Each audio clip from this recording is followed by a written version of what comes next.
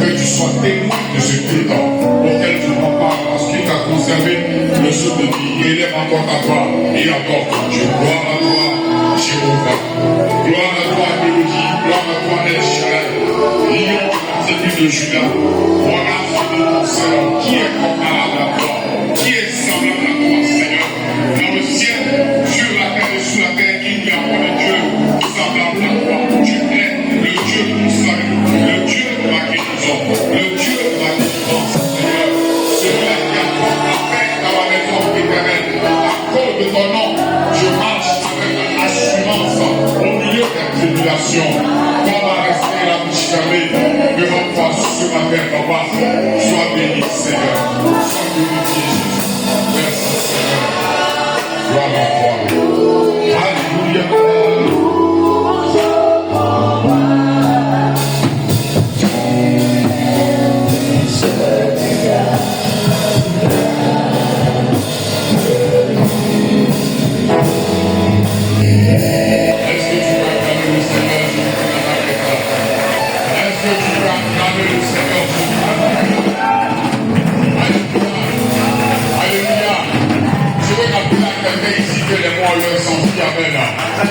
Là, tu as applaudi le Seigneur. Et quand on dit en français acclamer, ça veut dire faire entendre le clameur. En français, clameur veut dire faire un grand bruit. Quelqu'un dit amen. Quand tu dis acclamer le Seigneur, vous dites amen.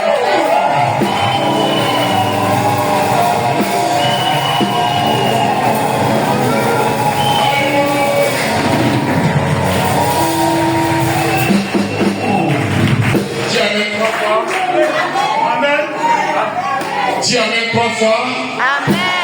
Amen. Amen. Que Dieu te bénisse. Quand on est debout, alors que nous avons pour l'habitude de lire la parole de Dieu en étant debout, par respect.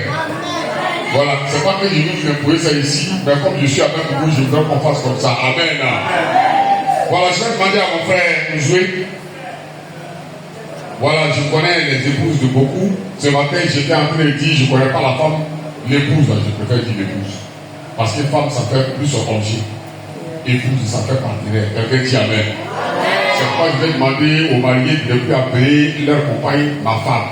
C'est pas ta propriété, il faut dire mon épouse. Ça veut dire que vous êtes différents de forme, mais vous êtes unis. C'est ta partenaire. Qu'un marié dit mon épouse. Qu'un marié dise mon épouse. Qu'un marié dise mon époux. Alléluia. Voilà, donc c'est l'épouse de Dieu. Nixon, c'était Déa. Voilà, Déa, c'est ça. Parce que je connais les époux de beaucoup, mais pour Déa, là, je suis en train de discuter. Il me dit, tu connais? Il dit, je ne la connais pas. Est-ce que tu l'as eu pas présenté? Il dit oui. On dit, c'est elle qui a fait chanter. Madame Déa, sois bénie au nom de Jésus. Je salue toutes les épouses. Si tu es une épouse, lève les mains. Les épouses, levez les mains. Je salue tous les époux, levez les mains. Je salue aussi les célibataires, levez les mains. Alléluia. On ne parlera plus de vous au singulier, au pluriel. Alléluia. Jésus est Seigneur. Je vais demander donc d'accord au pasteur Dieu, Nixon présent. Il va lire le texte de Bible, donc je suis avec lui. Luc le chapitre 6, du verset 12 au verset 40. Quand j'ai sorti ma petite, parce que bon, je préfère lire sur les téléphones à cause des yeux. Il y a la lumière. Donc votre papa, le pasteur Yao Boni m'a dit, mais pourquoi tu es un petit truc comme ça, il te faut une tablette. Donc c'est une déclaration que je saisis.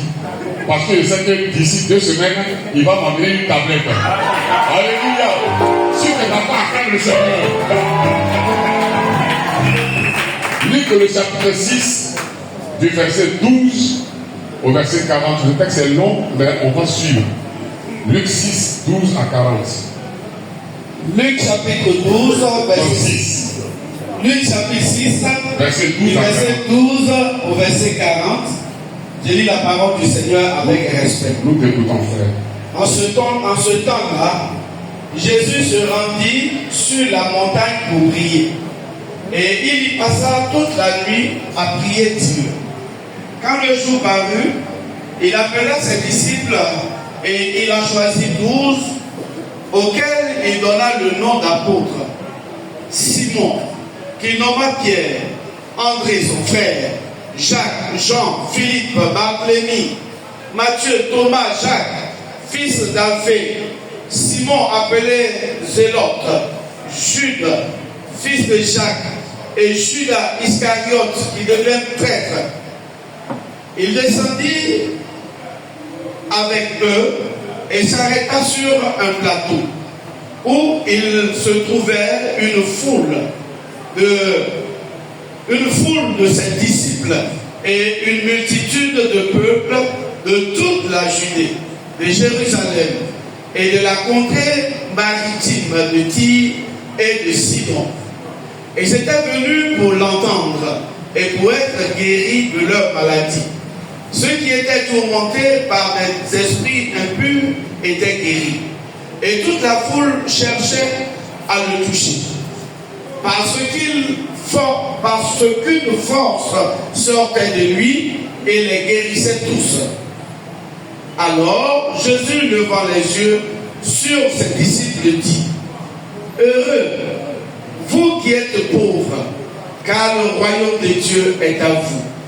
Heureux, vous qui avez faim maintenant, car vous serez rassasiés. Heureux, vous qui pleurez maintenant, car vous serez dans la joie. Heureux serez-vous lorsque les hommes vous haïront, lorsqu'on vous chassera, vous outragera et qu'on rejettera votre nom comme infâme à cause du Fils de l'homme. Réjouissez-vous en ce jour-là et tressaillissez d'allégresse, parce que votre récompense sera grande dans le ciel. Car c'est ainsi que leur Père traitait les prophètes. Mais malheur à vous, riches, car vous avez votre consolation. Malheur à vous qui êtes rassasiés, car vous aurez faim. Malheur à vous qui riez maintenant, car vous serez dans le deuil et dans les larmes.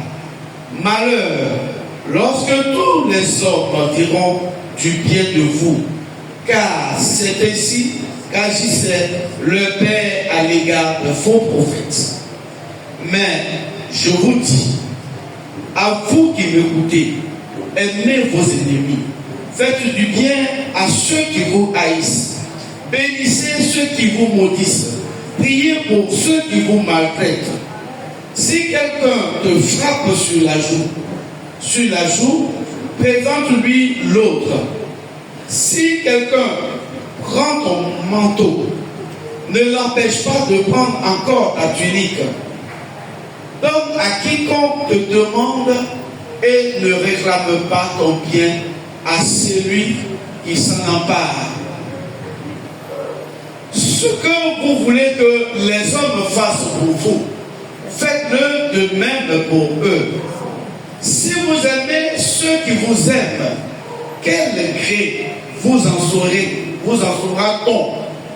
Les pécheurs aussi aiment ceux qui les aiment. Si vous faites du bien à ceux qui vous font du bien, quel gré vous sera-t-on? Les pécheurs aussi agissent de même. Et si vous prêtez à ceux qui vous espérez recevoir, je reprends, et si vous prêtez à ceux de qui vous espérez recevoir, quel gré en sera-t-on?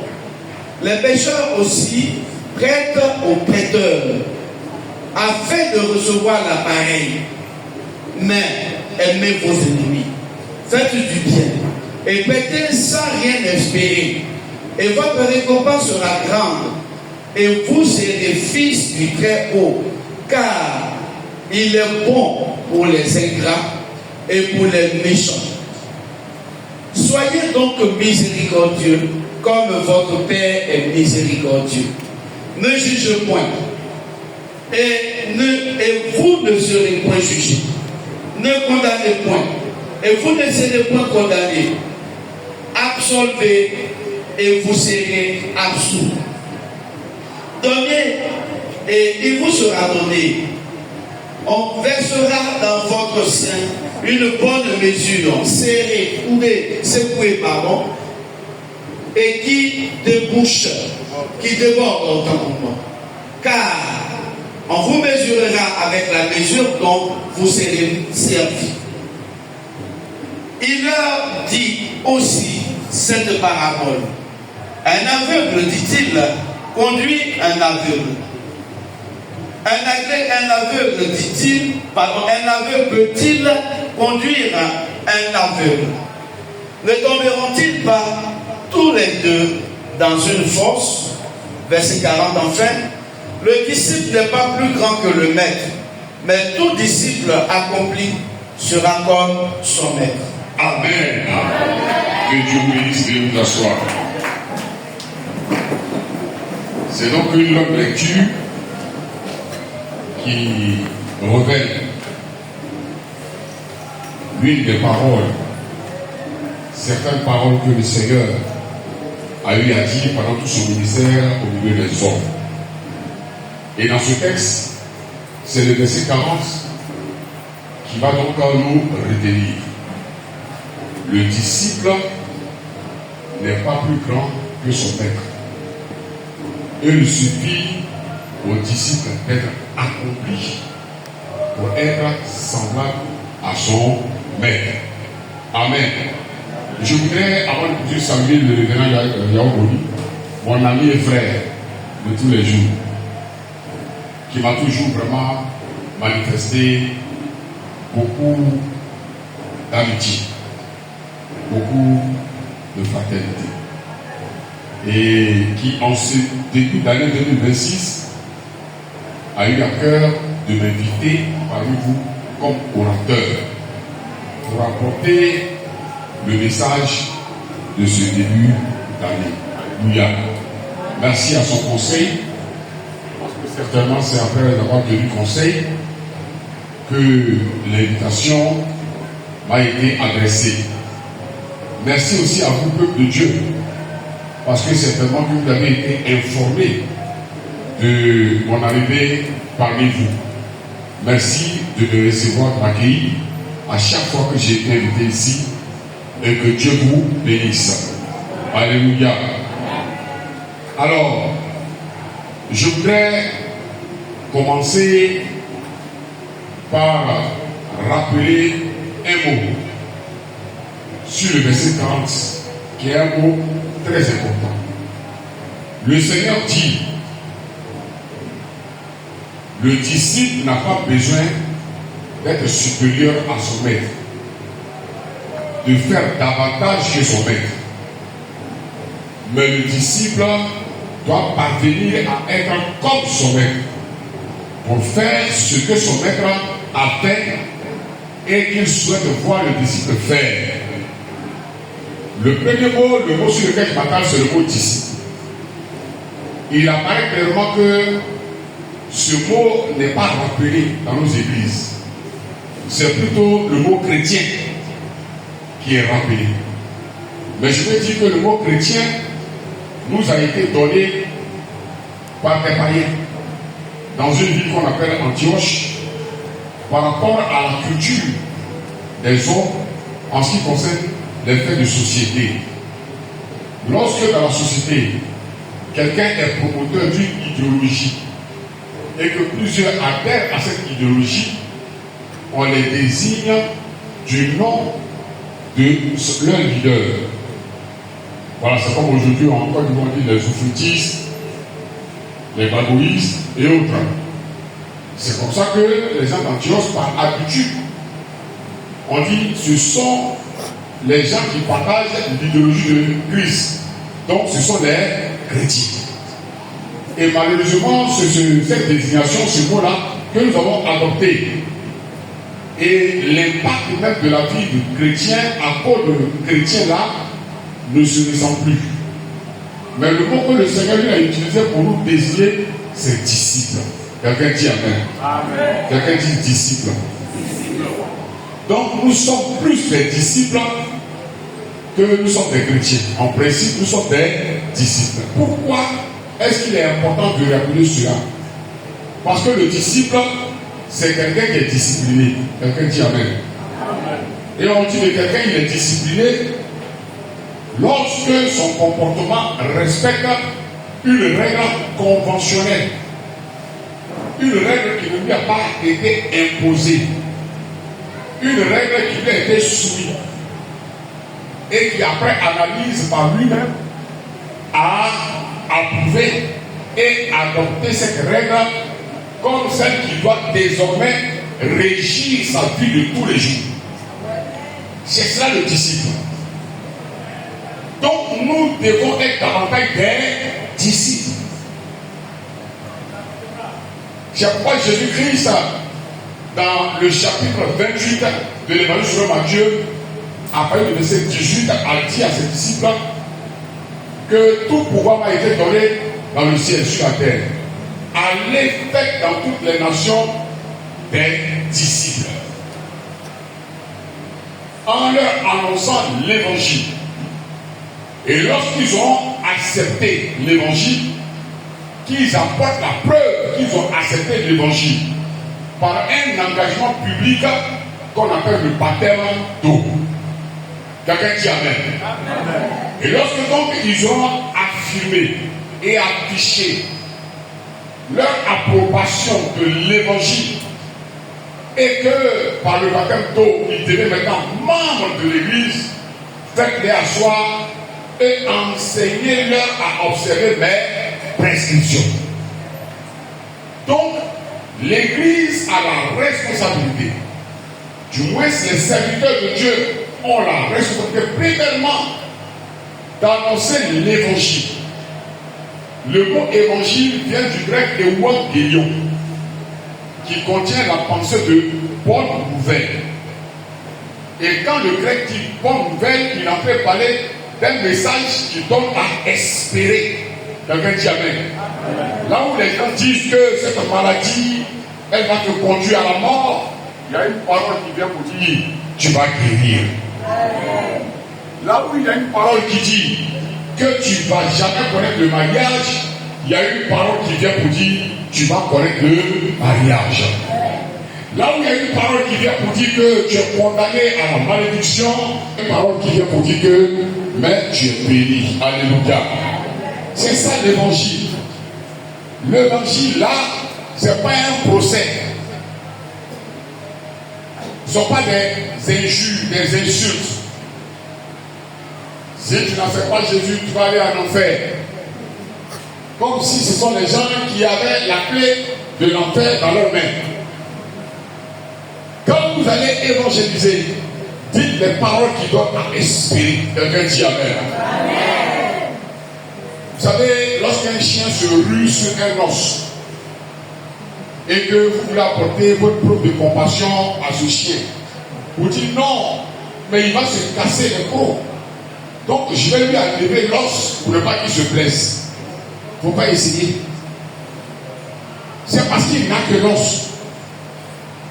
Si tu veux lui enlever ce qu'il a, il va te blesser. Donc qu'est-ce que tu peux faire pour lui démontrer ta compassion? Laisse-le.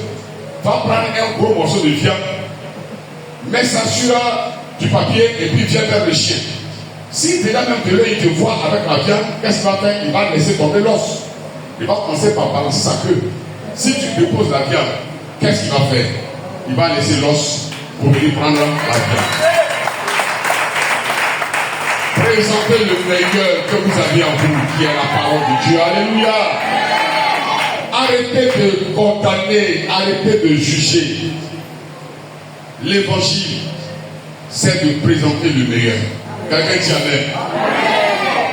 Moi, je suis à Lakota, où des jeunes filles, après l'entrée en 6e, sont affectées dans la vie. Mais leurs parents sont en bourse. Et que les enfants viennent, ils viennent avec des demi-sacs de bananes, quelques maniocs et tout. Mais au bout de quelques temps, la banane est nue, pourrie et tout. Il faut manger. Bon. Et il y a des mouchards dans la vie qui veulent exploiter la vulnérabilité sociale de ces jeunes filles en voyant leur unité. Et puis ces jeunes filles sont dans l'église. Bon, si tu ne veux pas t'entendre qu'à leur faire des démonstrations théologiques, ça ne règle pas leur quotidien. Leur quotidien, il faut manger, il faut se vêtir, il faut entretenir sa peau, il y a des pomades à acheter et tout ça. Si tu n'as pas compris quels sont les besoins et que tu vas contribuer à satisfaire le minimum de leurs besoins pour sécuriser leur vie spirituelle et morale, frère, ton évangile là, tu vas voir où elles vont amener ça. Pas parce qu'elles ont envie, mais elles ont des besoins. Donc moi, je les récupère. Je les mets chez moi à la maison. Et je partage avec ces filles-là le peu que Dieu permet que j'ai pour les sécuriser. Quelqu'un dit Amen. Et ça a permis que beaucoup de ces jeunes filles-là vraiment puissent aller jusqu'au bout, avoir leur bac et être aujourd'hui à Abidjan ici. Bon, maintenant à Abidjan, je suis plus avec eux ici. Donc j'espère qu'elles vont tomber devant aussi des hommes de Dieu remplis de compassion. Alléluia. Est-ce que tu peux être rempli de compassion pour le païen? Il faut que tu sois rempli de compassion pour le païen. La Bible dit que si une seule âme se donne au Seigneur, il y a de la joie dans le ciel. Ce matin, nous sommes contents. À cause de maman de Christ, c'est ça, non? Maman de Christ, beaucoup de jeunes gens sont venus, les enfants sont venus ici. Le ciel est dans la joie. Et la joie descend sur maman de Christ au nom de Jésus. Et la joie descend sur tous ceux qui ont éduqué ce matin au nom de Jésus. Quelqu'un dit Amen. Alléluia. Alors nous sommes des disciples. Retenons-le. Intériorisons ce mot. Et demandons au Saint-Esprit de nous donner la force de nous accorder avec la pensée éternelle qui est contenue dans ce mot. Nous sommes disciplinés. Il y a des prescriptions. Il y a des règles. Les serviteurs de Dieu ont la responsabilité de nous enseigner, de nous rappeler ces règles. Et nous avons la responsabilité, nous aussi, d'obéir à ces règles pour être des disciples. Avoir un comportement qui sied à la règle. Une règle conventionnelle, j'ai dit. Nous sommes d'accord. Quelqu'un dit Amen. Un homme ne vaut que par sa capacité à honorer son engagement. Le chrétien davantage ne doit pas être versatile. Il doit être intègre. Il doit être sincère. Il doit être honnête. Que ton oui soit oui. Que ton nom soit non. Tout ce qui vient derrière est du diable. Celui qui met la main à la charrue et regarde en arrière, depuis de Dieu, il est du diable. Quelqu'un dit Amen. Je prie que les membres de la communauté chrétienne de l'EPM, du Comptoir Rouge, en cette année 2026, laisse le Saint-Esprit les transformer à devenir des disciples. Des hommes et des femmes, des jeunes gens, des jeunes filles, vraiment disciplinés avec un comportement qui respecte l'écriture biblique. Quelqu'un dit Amen. Et le Seigneur dit, le disciple ne doit pas chercher à être plus grand que son maître. Moi j'ai un de mes cousins, il dit que Jésus a jeûné 40 jours, lui il veut jeûner 50 jours. Ok. Il a commencé. Au 10e jour, il a perdu connaissance. Son cerveau s'est déshydraté. Et il a perdu la mémoire. Mais quand il part, franchement, son père est mort. Moi, mon père s'appelle Lambert Yoruba. Lui, son père s'appelle Lambert Togo. Et Togo est mort. Donc on m'appelle parce qu'actuellement c'est moi qui fais office d'aîné au niveau des garçons dans la famille. Donc quand il y a une situation, c'est moi qu'on appelle et c'est moi qui donne l'information, qui organise, qui coordonne. Je l'appelle. Il s'appelle Togo Baï. J'ai dit, bah, ton père est mort. Ah oui, grand frère, oh là là, mais qui c'est regrettable, mais c'est regrettable. Bon, écoute, je suis à Kampala actuellement, à Kampala, à Muganda là-bas. Et puis je vois son numéro là, c'est 08. Donc écoute, je reviens, et puis je t'envoie mon chauffeur, là, totalement j'ai dit oui. Bon, il va venir avec la 4x4, une 4x4, toute cabine, climatisée, bon. Il t'envoie la 4x4, et puis tu vas aller au village, et puis tu vas. Ah, bah, ton père est mort. J'ai attendu 4x4 là. On a attendu un mois. Il y a quelqu'un qui m'a dit ici, c'est pas une attendu là. Le cadavre n'a pas été millions. Donc on est parti, on a pris son copain, on l'a enterré. Jusqu'à aujourd'hui, j'attends la 4x4. Il est devenu sincère. Parce qu'il a pu faire plus que le mec. C'est pourquoi Jésus nous met en garde. Il dit, ne cherchez pas à être plus que moi, mais cherchez tout au moins ou tout au plus à être semblable à moi, à être des maîtres aussi un jour. Car lorsque je parle là, c'est vous qui devenez des maîtres. Alléluia. Pour faire non pas au-dessus de ce que je vous demande de faire, mais de faire ce que je vous demande de faire. Est-ce que quelqu'un veut sembler pour mettre Jésus-Christ de Nazareth? Alléluia. Et ce qui fait qu'on va être semblable à Jésus, c'est un mot il a dit. Il dit, il suffit aux disciples d'être un disciple accompli. Quelqu'un dit Amen. 2026, vous savez, en théologie, il y a une discipline qu'on appelle l'arithmologie. La science de l'étude des chiffres et des nombres. Chaque fois, lorsque vous lisez la Bible, il y a des pensées éternelles qui sont cachées dans les chiffres. Il y a aussi des pensées qui sont cachées dans les nombres. Lorsque par exemple on dit le chiffre de la bête, sinon le nombre de la bête c'est 666, vous avez 6 3 fois. 6 c'est le chiffre du péché. 3 c'est le chiffre de la certitude du témoignage. Donc 666 c'est la certitude du péché. Quelqu'un dit Amen. Amen. Lorsque nous disons que nous sommes en 2026, quelle est la pensée qui est contenue, la pensée de Dieu qui est contenue dans ce nombre? On a d'abord 2 plus 0, ça fait 2. Et on a 2 plus 4. Et puis 2 plus 2, ça fait combien? 4. Et on a 4 plus 6, ça fait combien? 10. 10, c'est le nombre de l'accomplissement. Nous sommes dans l'année de l'accomplissement. Alléluia. Le Seigneur va accomplir toutes ses promesses pour toi en cette année 2026. Les promesses de Dieu, je n'ai pas entendu, Dieu va accomplir ses promesses pour toi en cette année 2026. Quelqu'un dit Amen. Cette année ne sera pas pour toi une année de prophétie, mais une année de témoignage. Tu n'as pas besoin de prophétie.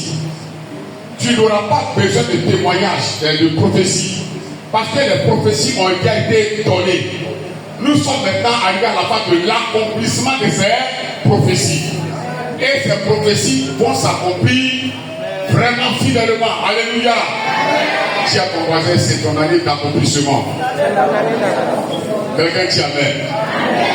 Mais pour que tu puisses expérimenter l'accomplissement, il faut que toi-même tu te laisses accomplir.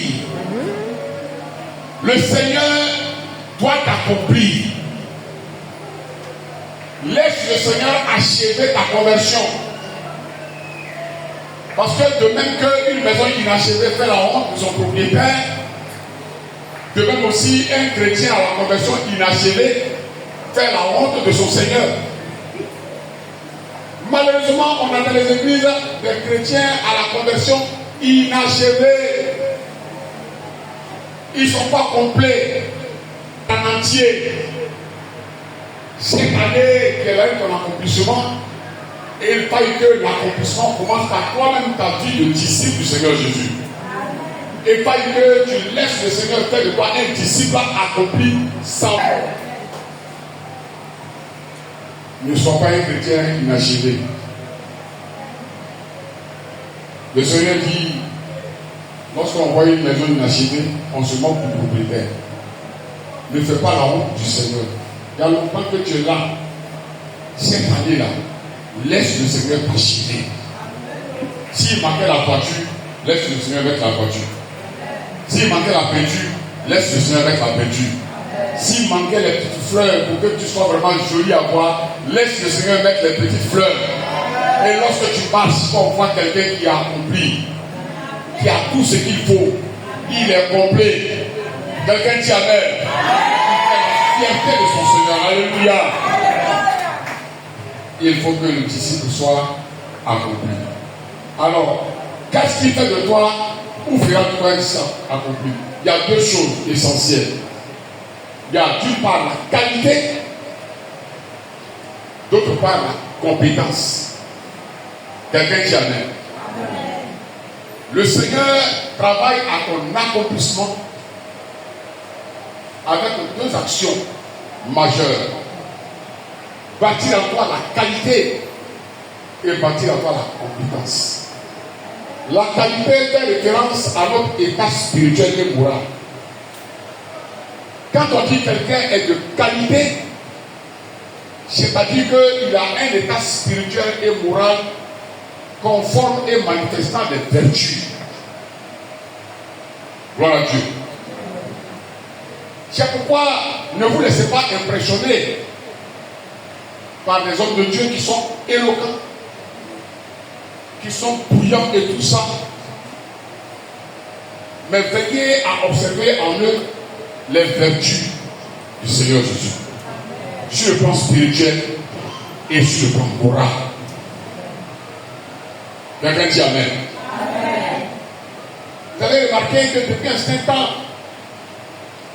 dans le corps pastoral, il y a des frères qui se présentent comme des prophètes, un grand ministère,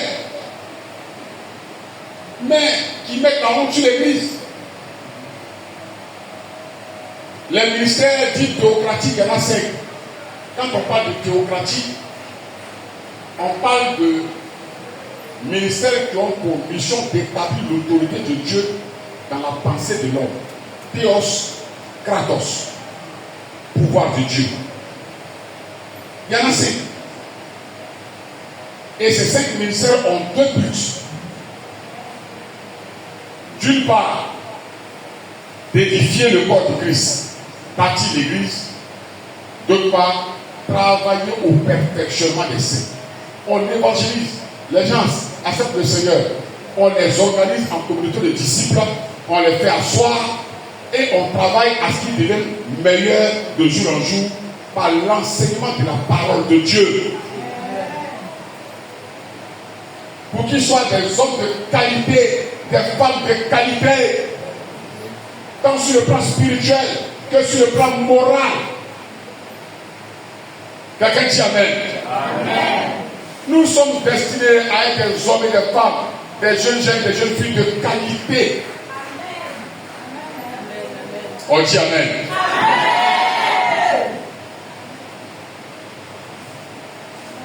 D'une part et d'autre part, des hommes et des femmes de compétence.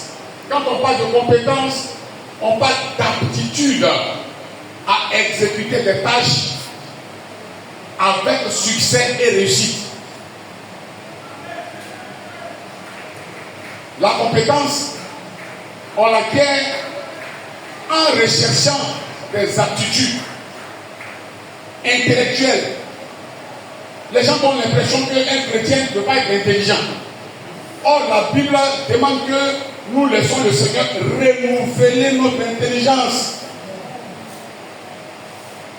Les chrétiens, vraiment c'est malheureux de le dire, mais ils sont absurdes.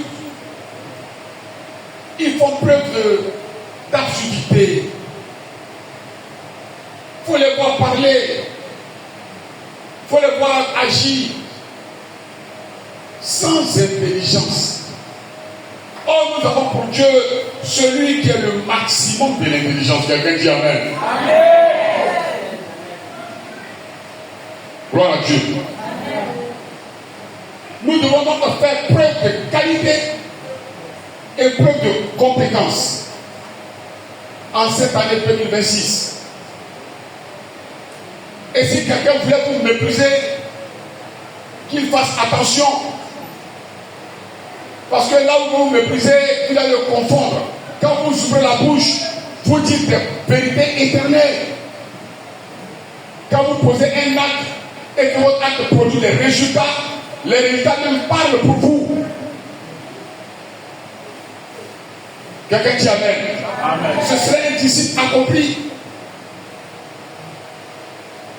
Et le Seigneur veut nous donner cette qualité-là par fondamentalement la crainte de Dieu.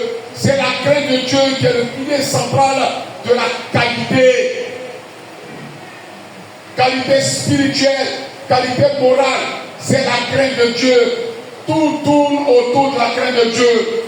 Veux-tu apporter la preuve que tu as une vie de prière qui touche le cœur de Dieu, mais tu ne peux pas avoir cette vie de prière si tu n'as pas la crainte de Dieu?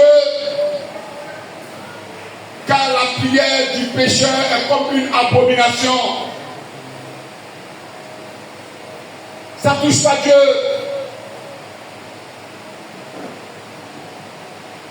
Mais Dieu même va rendre témoignage de Job à Satan. Et dit, d'où viens-tu? Je vais me battre la terre. Ah d'accord, j'espère que tu as vu Job. Parmi tous mes fils de l'Orient, il n'y en a pas un qui est comme moi. Pourquoi? Parce que Job avait la crainte de Dieu. Bien-aimé, ta vie de jeûne, ta vie de prière et tout ne peuvent avoir de sens que si tu les fais appuyer sur la crainte de Dieu, qui est la qualité principale du chrétien, du disciple accompli. La crainte de Dieu. Et quand j'ai la crainte de Dieu, je ne suis pas appelé à dire avoir peur de Dieu, c'est notre Père. La crainte de Dieu, ce n'est pas avoir peur de Dieu, mais c'est avoir peur de faire ce que Dieu n'approuve pas. Dès que Dieu a dit ça, là, c'est pas bon, c'est pas bon. Il ne faut pas chercher les gros mots, non. Ce que Dieu n'approuve pas est résumé dans un mot, le péché. Le péché, par définition, c'est le mépris de Dieu. Il ne faut pas mépriser Dieu. Quelqu'un dit Amen. Amen. Il faut refuser de faire ce que Dieu n'approuve pas. Un point, un trait. C'est tout. La crainte de Dieu est le pilier de la qualité spirituelle et morale qui va permettre à Dieu de faire un disciple accompli. Quelqu'un dit Amen. Amen. La compétence s'acquiert par l'instruction. Je vais demander à mon frère de lire Proverbe chapitre 1. L'instruction, la détention du savoir. Beaucoup de chrétiens méprisent le savoir. Non, c'est l'onction qui fait la différence.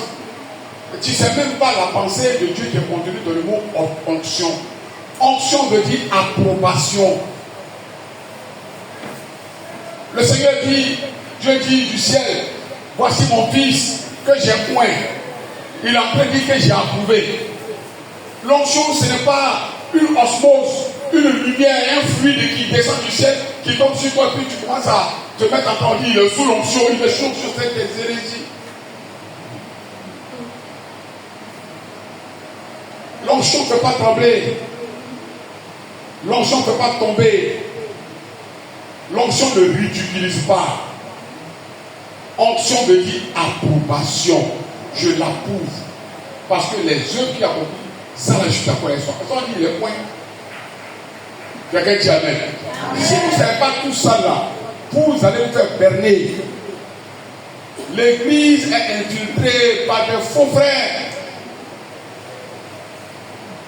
Folie. Proverbe chapitre 1, après verset 1. Proverbe chapitre 1. Proverbe de Salomon, fils de David, roi d'Israël.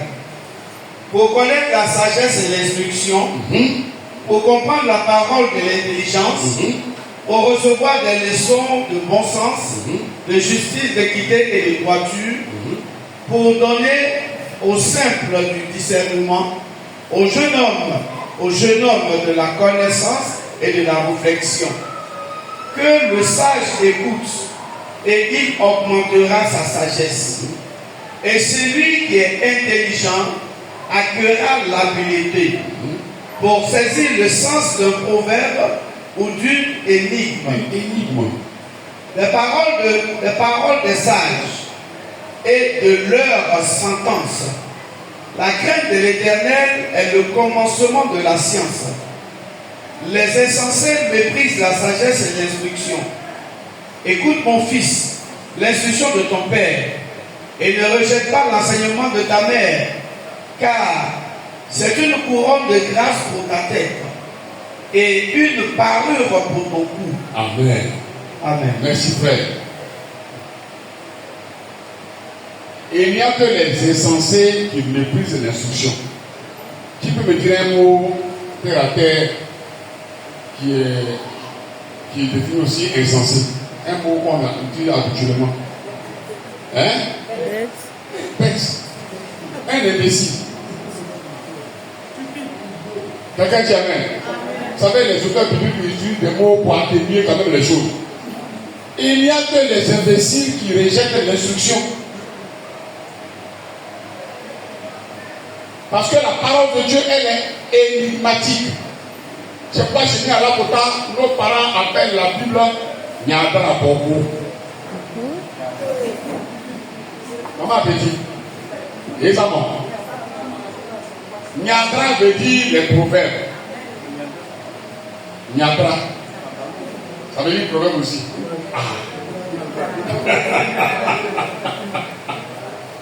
Moi, je suis pour la culture de mes ancêtres. C'est pourquoi j'étais en train de dire à Mimi, il faut envoyer des enfants au village. Moi, je connais ma généalogie. Jésus, les auteurs ont dit sa généalogie pour dire que le monsieur qui est le Messie, là, il n'est pas devenu Messie de façon accidentelle. Voilà de qui il descend. Depuis le commencement jusqu'à lui, tout cela ont pu servir Dieu. Quelqu'un dit amen. Amen. Les gens qui pensent que c'est moi les choses du village là, mais tu es insensé. Moi je connais mes ancêtres, et puis je parle Pépé, je parle Sophia, je parle maintenant Tita. Je suis allé chez les Tita parce que Pépé, je suis devenu chef de village. On m'appelle Touton Dagon Lagon. Je siège. Quelqu'un dit amen. Amen. Ah, je dis que non.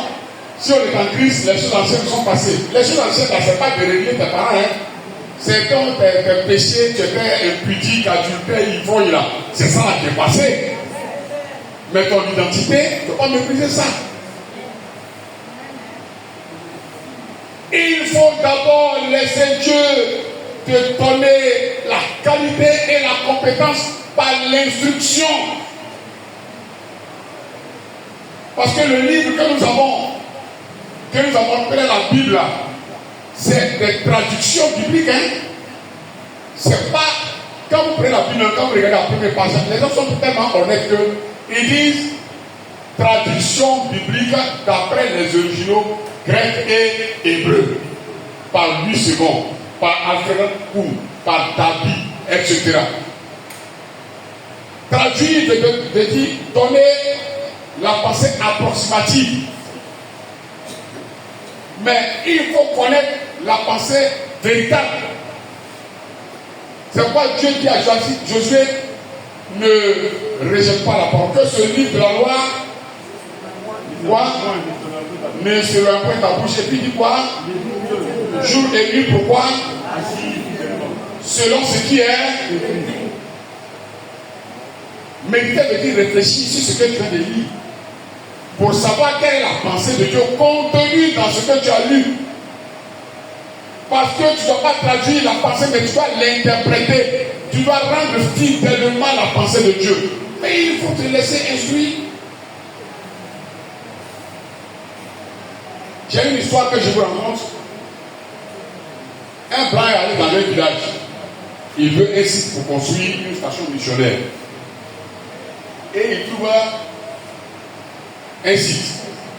Et dans le village, il y a un jeune qui parle français. Il dit, accompagne-moi auprès du chef, je vais acquérir le site là. Le chef convoque la cour. Et on demande une nouvelle.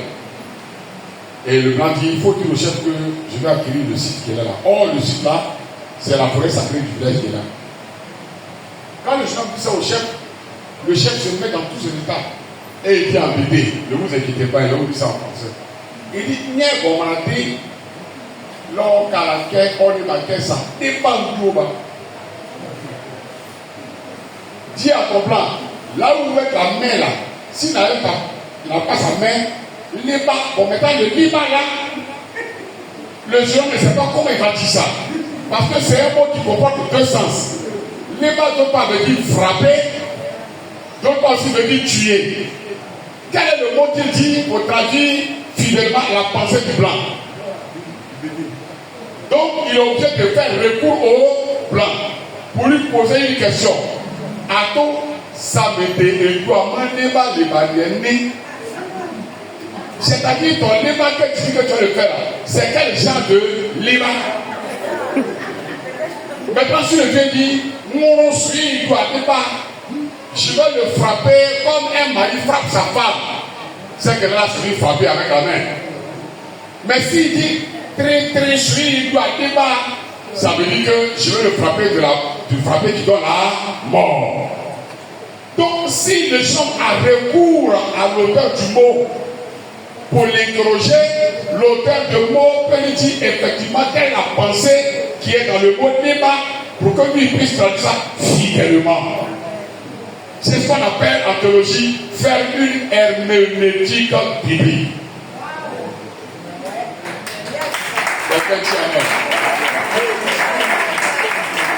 Parce que il faut, chaque déclaration biblique est dite dans son contexte, qui peut être un contexte historique, qui peut être un contexte géographique et tout. Donc interroge l'auteur, fais des recherches.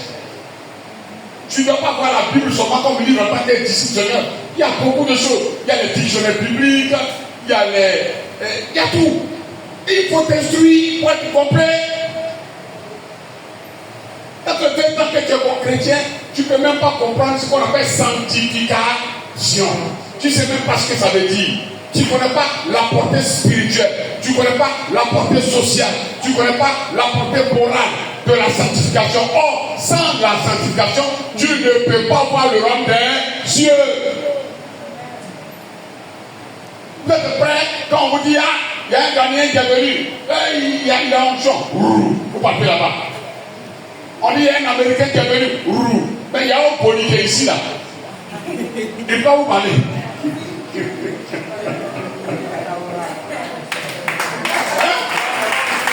Il est loin pour vous parler, écoutez-le. Un jour, dans mon village à Togoyi, là-bas, à Lakota, il y a un gars qui sort et dit, pasteur, là-bas, on dit ça, on dit ça. Ça veut dire que je ne vois pas. Donc je ne suis pas un homme de Dieu, je ne vois pas. Comme ils ont leur arrière-plan culturel de dévin, descendants de dévin, de mystique et tout, et ils veulent nous identifier à ceux-là, les élégues, les bailliers et tout là. Moi aussi, je lui réponds en disant, et ils ont un banane, ils ont un propos, ils ont un beaucoup, alors, j'ai dit, qui vous a dit que les yeux qui sont sur mon front là, c'est pour voir vos sorties?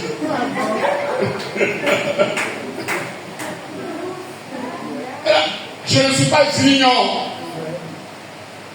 Je suis prix-guignon. Le prix-guignon, c'est prédicateur. En tout cas, on dit prédicateur, prix. Je suis un homme de Dieu. La mission, c'est de nous prêcher la parole de Dieu. Celui qui croit à cette parole, il est sauvé. Celui qui ne croit pas, il est perdu. Je ne suis pas un devin. Je ne suis pas un fétiche. Si je ne suis pas un charlatan. Je lui ai dit ça. Quelqu'un dit amen. Quand le Seigneur m'a appelé à le servir, j'ai compris qu'il fallait que je sois un disciple rempli d'une qualité et de compétences. C'est pourquoi je ne tremble pas devant les gens. Lorsque j'ouvre la bouche pour parler, je suis certain de ce que je dis. Tu ne peux pas m'impressionner avec des types de bishops, de archibishops, de voyants, de caméras, de bouches autorisées. C'est des balivernes. Bishop, là, ça veut dire surveillant. C'est ce que les catholiques appellent évêque. Archibishop, c'est archevêque. Ce n'est pas un ministère bureaucratique, c'est une fonction administrative. Qu'on confie à quelqu'un pour surveiller le travail des pasteurs qui sont établis sur un site géographique bien déterminé. Et ça on appelle bishop, archibishop. Et là, je suis le bishop. Mais avant d'être bishop, tu es pasteur d'une église d'abord. Donc tu peux être pasteur, tu vas connaître, mais tu peux être mon bishop parce que tu ne surveilles pas. Voilà votre bishop qui est là. Voilà votre archibishop qui est là. C'est lui que Dieu a établi pour vous mourir, pour que vous soyez des hommes et des femmes de qualité et de compétence, pour être des disciples accomplis, des chrétiens à la conversion achevée. Quelqu'un dit Amen. En vous laissant bâtir en vous par son ministère la crainte de Dieu, qui est le commencement de la science.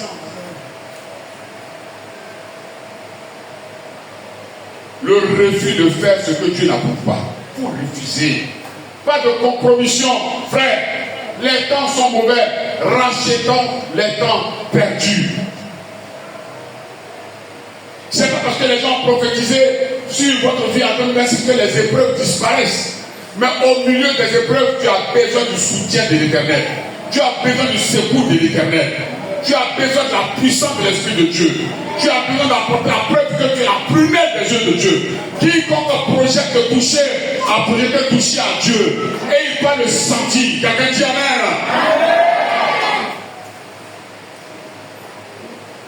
Comme maman et un petit papa au village, là, sinon les 10 gars, il n'y a pas plus fier d'être sorcier.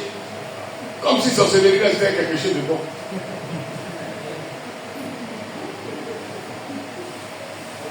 Quand vous me dites, c'est connerie. Moi, dans mon village, les sorciers ont fait coalition contre moi. Quand 5 sont morts, les autres ont fait massacrer.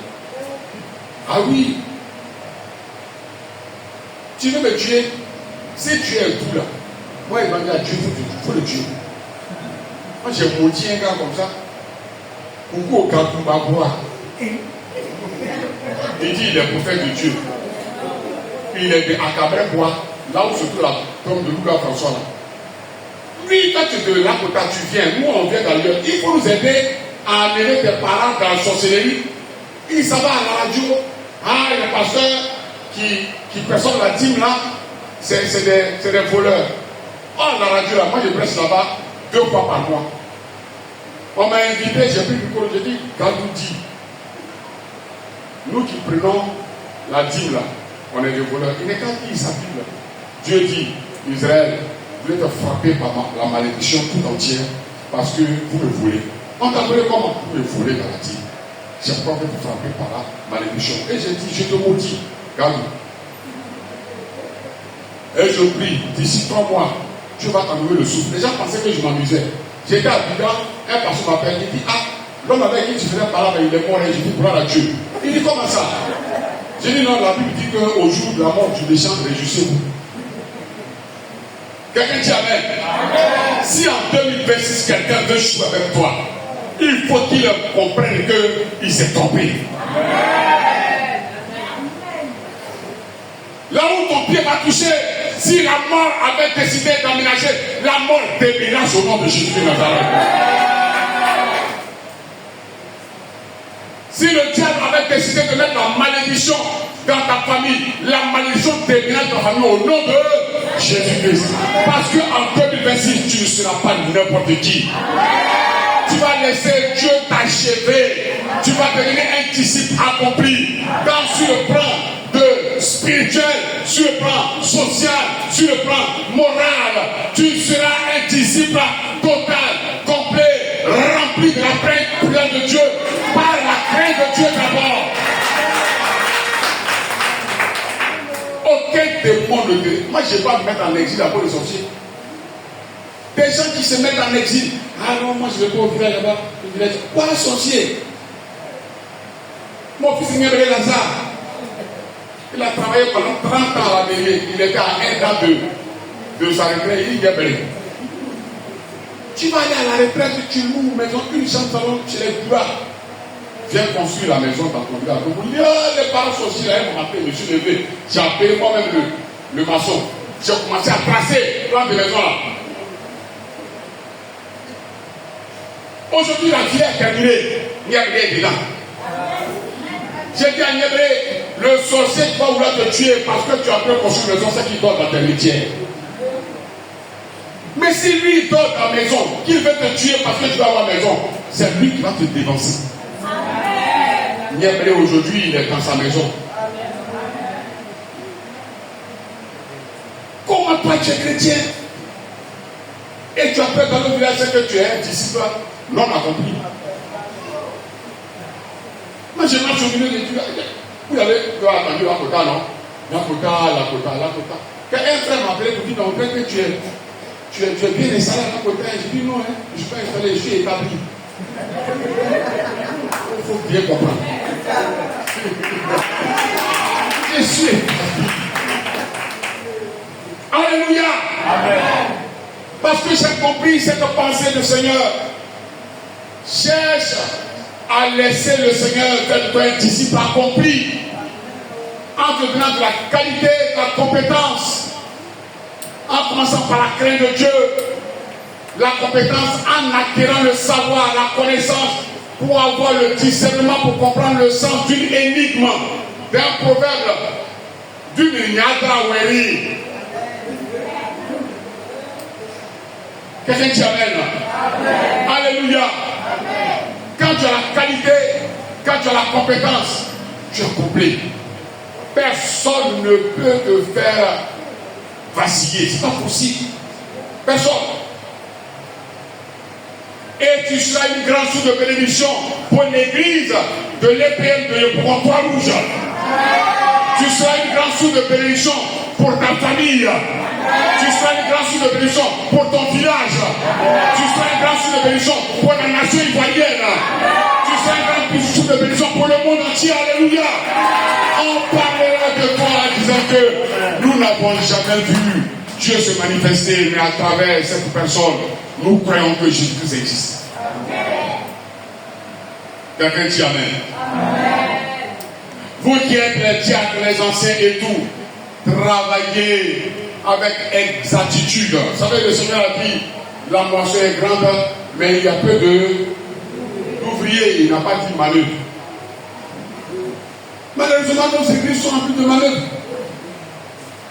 Le manœuvre, c'est celui qui exécute une tâche pour laquelle il n'a pas la science. Prenez un maçon et un tâcheron, ils n'ont pas monté le mur. Vous allez savoir qui est maçon, qui est tâcheron.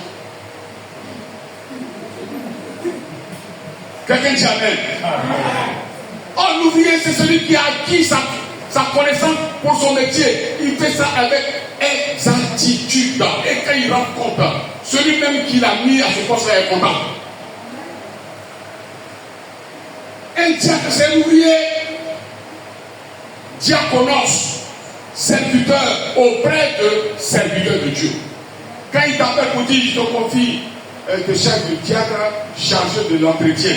Quand on vient dimanche à l'église, il faut qu'on voit le carreau qui est propre comme ça, qui est en train de briller. Je vous salue, vous qui avez fait briller ce carreau-là. Que Dieu vous bénisse. Oui. Quand on dit groupe musical, ce matin je suis là. Moi-même j'ai dit à votre pasteur que je voulais vous inviter, groupe musical, à venir faire un concert, mais vous commencez à travailler un peu. Ouais, je me disais que peut-être que quand vous allez venir là, moi mon groupe musical là va vous phaser, mais ce que j'ai vu là, je vais bien former les gens avant de nous appeler. Et là, c'est pas bon. Je vais vous inviter et puis vous allez inviter les gens là-bas. Ah! Donc je lui dis, bon, j'attends un peu. Je vais informer un peu d'abord avant de venir. Sinon, ce que j'ai entendu ici, là, ce matin, là, que tu vous bénisse ça. Je suis assis et puis je pense ce matin, je dis, ouais, il y a de la compétence dans cette église-là. Il y a de l'art dans cette église-là. Que Dieu vous bénisse. Travaillez avec compétence. Que vos œuvres parlent en votre faveur devant Dieu. Soyez honnêtes dans les tâches qu'ils ont confiées. N'attendez pas seulement de venir à l'église pour que le pasteur ouvre la Bible, vous parlez. On n'a pas beaucoup de temps. Mais achetez des livres aussi. Équipez-vous, lisez à la maison. Faites comme les gens de Béret. Vous savez, il y a un sujet qui est devenu culte par les païens ou bien les gens qui ont la conversion inachevée. Et c'est de l'argent dans l'église. Les offrandes latines. Qu'ils n'ont pas. Non. La Bible, c'est ancienne alliance. C'est ceci, cela. Et ceci, cela. Et comme beaucoup de nos chrétiens sont devenus des chrétiens de Facebook, ils ont une musique de père spirituel partout. Ils ont père spirituel en Côte d'Ivoire, au Ghana, au Nigeria. Et puis, ils se laissent abreuver des eaux, des citernes crévassées. Là où on va voir de l'eau pure qui sort de la bouche de leur pasteur. Et un jour, j'étais en train d'échanger avec une jeune soeur. Elle me dit, mais payer la dîme là, c'est pas obligatoire. J'ai dit, oui, tu as raison. Même l'église, la vie chrétienne n'est pas une obligation. Voilà. Nous ne sommes pas une institution impérialiste. Nous prenons la liberté. C'est pas, je dis, celui qui croit et qui sera baptisé sera sauvé. Il y a des gens qui pensent que quand on est près de l'évangile, qui refuse Jésus, on ne va plus devenir pasteur. Non, nous on est pasteur. Voilà, on sait. Tu as accepté haut. Tu n'as pas accepté haut. Nous on est pasteur. On n'est pas pasteur par rapport à quoi? On est pasteur par rapport à nous-mêmes, le Seigneur. Quelqu'un dit Amen. C'est pas moi dans fait de pasteur. Je n'ai pas pression sur moi. Je fais ce que le Seigneur me demande de faire. Quand j'ai fini, je laisse. Et Dieu lui-même il continue. Quelqu'un dit Amen. Je lui ai dit, mais l'église, c'est pas obligé. Jésus guérissait les malades, guérissait les morts, les gens étaient beaucoup. Et je lui dis, bon, celui qui ne mange pas ma chair ne verra pas le ciel. Celui qui ne boit pas mon sang ne verra pas le ciel. J'ai dit, mais cette parole est difficile à supporter. Nous, on ne peut pas. Et puis ils sont partis. Comme si notre mission c'était de dire des paroles que vous allez supporter. Non, hein? Et il dit, Pierre, où sont tes gars? Ils sont partis. Toi, tu attends quoi? Et lui, cette parole, certes, est difficile à supporter, mais en elle, il y a la parole de la vie éternelle. Alléluia! Donc, l'obligation, c'est pour les esclaves. Dis Amen. Mais le devoir, c'est pour les affranchis. Nous sommes des affranchis. Nous ne faisons rien par obligation, mais par devoir. Car tout ce qui n'est pas le fruit d'une conviction est un péché. Tu ne veux pas donner ta dîme, ne donne pas. Tu ne veux pas faire offrande, ne donne pas. Mais si tu te dis dans ta tête que parce que tu n'as pas donné, dis, l'homme de Dieu va être affamé, tu mens. Tu mens. Parce que le secours vient de l'Éternel qui a fait les cieux et la terre. Mais c'est toi qui n'as pas expérimenté les promesses de l'obéissance à la loi de la libéralité. Pour recevoir, il faut donner. C'est tout. Quelqu'un dit Amen. Et puis dit même c'est quoi? Dit ça prend quoi? Puis vous vous battez. Quand l'église est née nouvellement, les apôtres ont dit bon, pour ne pas qu'il y ait des indigents, voilà ce qu'on va faire, voilà ce qu'on va faire, voilà ce qu'on va faire. Tout le monde est d'accord. Mais Ananias et sa femme Saphira, on pensait qu'ils étaient les plus intelligents. Et ils sont venus avec ce qui n'était pas convenu. On dit mais c'est ça, il dit oui, il dit mais c'était ton argent. Tu aurais pu te garder, il n'y a rien. Mais pourquoi tu dois mentir au Seigneur? Il est tombé, il est mort. C'est comme ça qu'il y a beaucoup qui sont des morts. Quoique ayant l'apparence des vivants, mais spirituellement ils sont morts. Parce qu'ils contestent les vérités éternelles. Quelqu'un dit Amen. Ici, là, tu n'es pas obligé. De toute façon, les portes étaient ouvertes depuis que tu es rentré là. Le Seigneur dit, là où il y a ton trésor, C'est là que sur ton cœur. Mais si ton trésor n'est pas ici, que tu trouves que ton il faut sortir, voilà la porte est là. Mais il ne faut pas nous fatiguer. Alléluia. Si tu penses que tes intérêts ne sont pas défendus ici, là, ne va chercher les intérêts ailleurs. Mais il ne faut pas être avec nous, donner l'impression que tu es avec nous, alors que tu es contre nous. Nous, on n'est pas pasteurs parce que nos églises comportent 1000 membres. C'est faux. Là où 2 ou 3 personnes sont ensemble au nom de Jésus, il est présent. Alléluia. Quelqu'un dit Amen. Il n'y a pas obligation s'il y a même pasteur qui amène sa main dans ta poche pour aller au frère dedans. Il n'y en a pas. Nous ne sommes pas de ces pasteurs-là, des voleurs, des triangles qui rentrent dans la maison, ils regardent la télévision, ils convoitent. Ainsi par le Seigneur, l'Éternel en a besoin. Et bien, si vous n'êtes pas des disciples accomplis, vous allez trembler devant les gens là, vous allez vous faire spolier, vous allez vous faire voler. Quelqu'un dit Amen. C'est pourquoi on veut que vous soyez des disciples accomplis, comprenant l'enseignement de la vie éternelle. Pour que vous soyez des disciples, que vous n'ayez pas une vie chrétienne de mimétisme, d'imitation. Non, je suis disciple, je suis chrétien, parce que je suis convaincu que cette parole que je laisse établir en moi comme autorité est la parole de Dieu. Nul ne peut me faire changer la vie. Jusqu'à ce que Jésus le dise. C'est ça que le Seigneur veut que tu deviennes en cette année 2026. Quelqu'un dit Amen. Bien-aimés, je voudrais vraiment vous encourager. On va lire un dernier verset. Philippiens chapitre 4, le verset 8.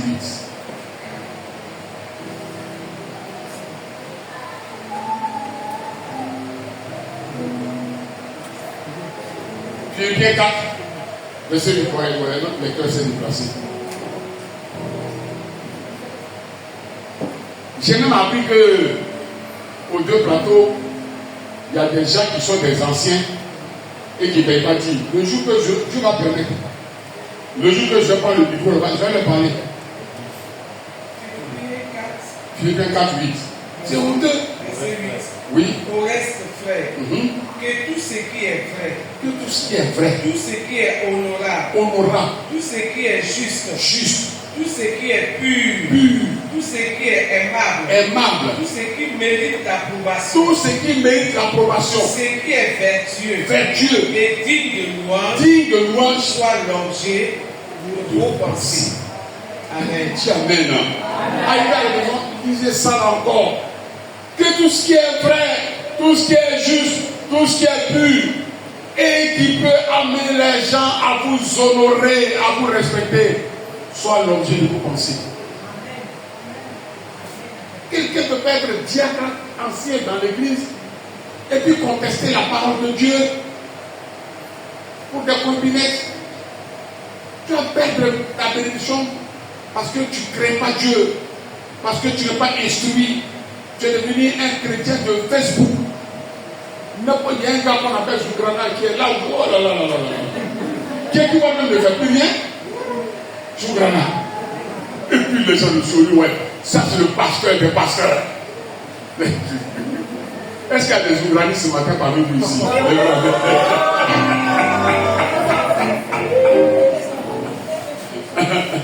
Alléluia.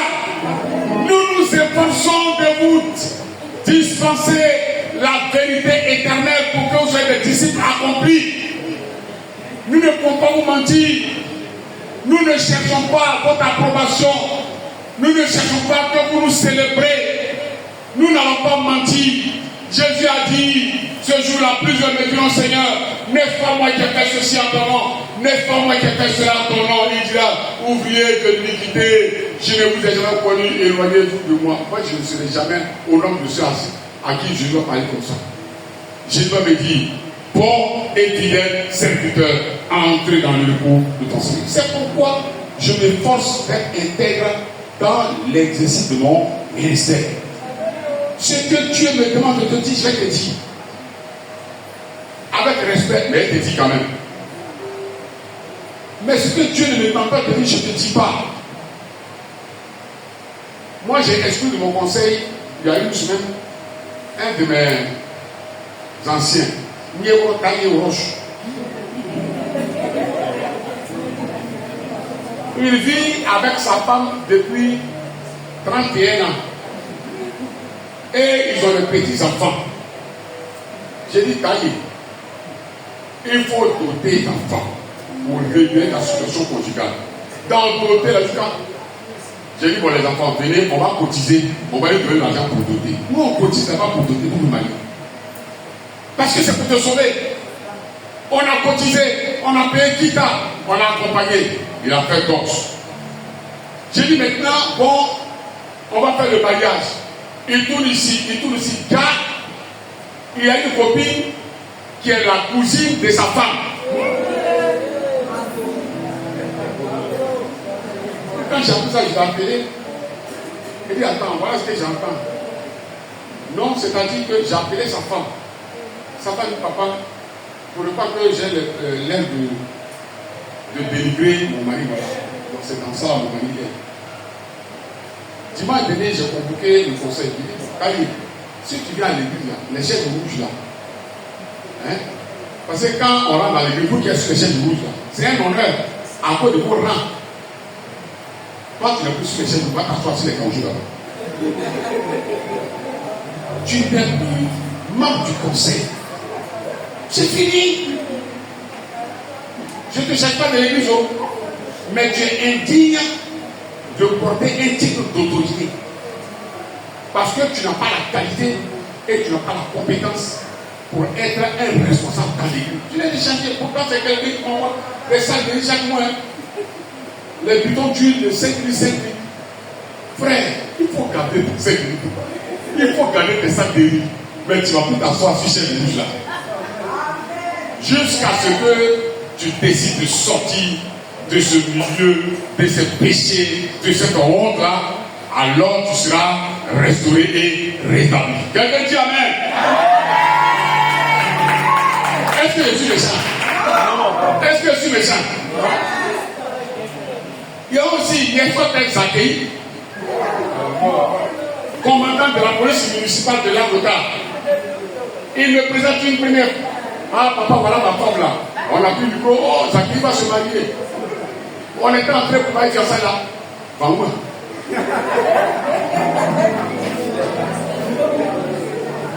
Quelqu'un encore, il est dans le bon, comme c'est un frère, on va le garder, on va l'aider. Il présente encore un deuxième. Maintenant, la troisième qu'il a présenté même là, on a fait uniforme de paille.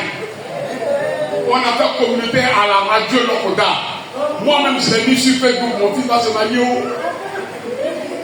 La Côte va lui voir un samedi, jeudi, il y a soit qu'elle a disparu. Jusqu'à vendredi, on ne le voit pas. Son pasteur vient de voir. Les parents de la femme qui sont de Opaléco, eux sont quittés dans Opaléco avec les akéké, les quoi. Tout ça, la parole, ça est là. Ça y est, a disparu.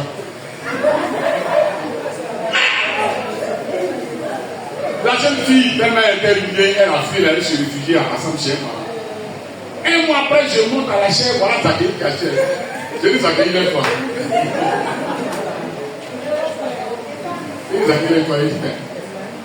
On veut donner un sens à votre vie. Et c'est vous qui nous fatiguez. À partir d'aujourd'hui, là, tu n'es plus dans mon conseil. À son temps. Quelques temps après, et puis madame envoyé les éléments de la boîte, c'était avec moi. Les bouteilles, les liqueurs, les pailles, tout ça, c'est là. Je le rencontre en venant de chez moi, il venait de chez moi. Bon, Zakeï, une nouvelle. Non, je suis venu te dire que je ne suis plus dans ton église. Donc je suis venu prendre, j'ai dit, alors si tu vas prendre tes affaires, tu me fous le camp. Et non, tu m'as humilié. J'ai dit, mais pour ne pas être humilié, il ne faut pas faire les choses honteuses. Toi, tu as été plus humilié que tu as humilié l'église et le Seigneur. Il est parti. On dit non, il faut aller derrière lui. Il faut, j'ai dit, le fils prodigue là, quand il est parti là, vous avez entendu que son père a couru avec lui. C'est lui-même qui est revenu. Alléluia. Il y a des gens, pasteur, il y a des gens dont le Seigneur veut te débarrasser s'ils s'en vont là, béni Dieu. Il ne faut pas courir après eux. Mais s'ils reviennent là, le dernier kata ils vont faire ici là. Mais c'est lui-même qui doit entrer en lui-même pour réaliser que sans Dieu il n'est rien. Et puis il vient se mettre à genoux devant toi.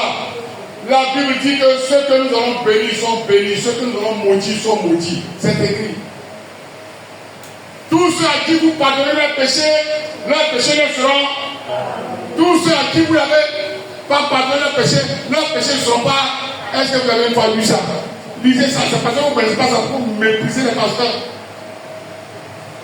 Même si dans sa colère de personne injuste et maudit, Dieu prend acte. Plus tard, arrivé au ciel là-bas, vous allez gérer ça. Mais pour l'instant, Dieu prend acte. Faites très attention. Laissez-vous accomplir pour ne pas être un problème pour l'église, pour ne pas être un problème pour les serviteurs de Dieu, pour ne pas être un problème pour le Seigneur.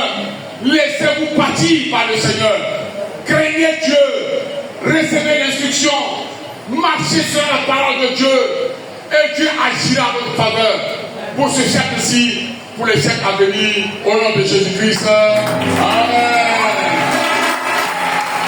Je reconnais que tu peux tout et que rien ne t'est impossible. Est-ce que tu peux te payer des mots? Tu vas chier avec moi ce matin.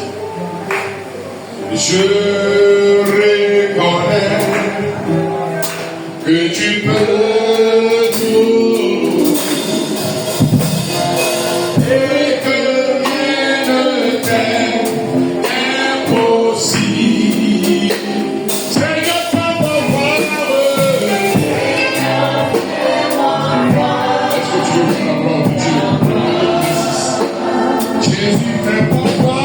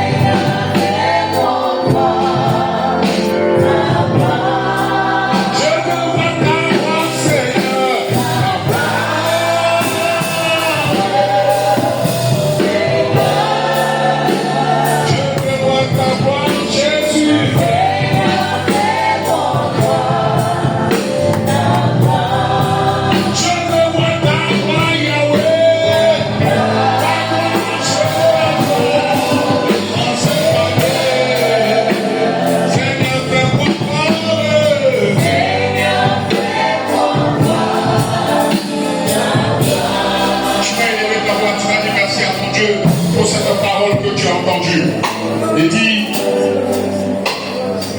il n'est pas nécessaire que le disciple cherche à être plus grand que son maître. Mais il est seulement nécessaire que le disciple cherche à être accompli pour être semblable à son maître. Père, je bénis ton nom pour cette parole. Je prie que les cœurs qui l'ont reçu la laissent vraiment prospérer. Afin que cette église, le breton rouge, soit composée des disciples accomplis, ayant la qualité et la compétence pour faire ton œuvre avec succès et réussite. Je prie que la crainte de Dieu soit dans les cœurs, qu'ils aspirent à la connaissance de la vérité, de tout ce qui est fait Dieu, tout ce qui est digne de louange, tout ce qui est vrai, tout ce qui est juste, soit notre de la pensée, afin qu'elle puisse se manifester, Seigneur. Alléluia. Je prie avec toi. Lève les mains. Seigneur Jésus, répète après moi, Seigneur Jésus. Je veux me laisser